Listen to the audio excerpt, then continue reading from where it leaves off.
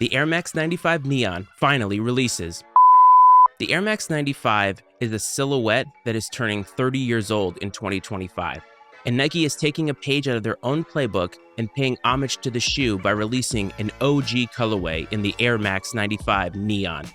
The Neon's last released in 2020, and if you go on StockX or GOAT or wherever it is that you do resell, you're going to find that this shoe is very, very expensive.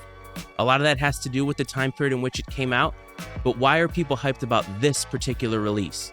The biggest reason is the Big Bubble. If you recall, the Air Max 1 Big Bubble really wasn't a hit. A lot of people do not like it. But on the Air Max 95, that's the way it originally came. And so Nike is giving sneaker culture what they've asked for.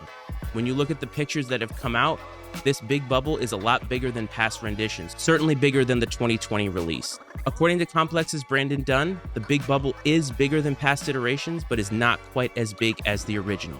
The other thing that Brendan said is that stock is going to be limited on this shoe.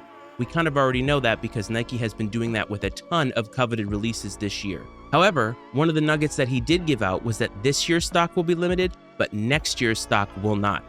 So that means in 2026, we could be seeing another release of the Neons. To me, that kind of diminishes this release a little bit. And what it tells me is that Nike is probably not going to give us the Big Bubble in 2026. This is a shoe that a lot of people want. I know that it's on my must-cop list for this year, but I also know that stock is so limited that I'm probably not going to get it. But the question I have for you is a limited release like this due to the Big Bubble worth it enough for you to have this shoe? Or can you wait until next year in hopes that they give you the Big Bubble, but knowing that they might not? Let me know down in the comments.